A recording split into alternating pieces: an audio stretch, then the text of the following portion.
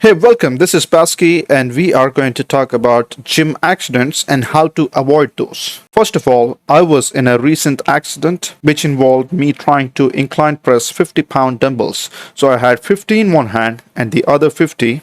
So I was trying to just do an incline bench press. So I warmed up with 20s and then I went to 25s, 30s, and then it came to the actual set. I was there right when I was about to explode. The bench went flat on me. So I was basically in a normal bench press position and the weights were in my hand and then I just went flat. So people around me were like, "Are you okay?" I'm like, "Yes." I just got up without dropping the weights and I took the weights and I put them back.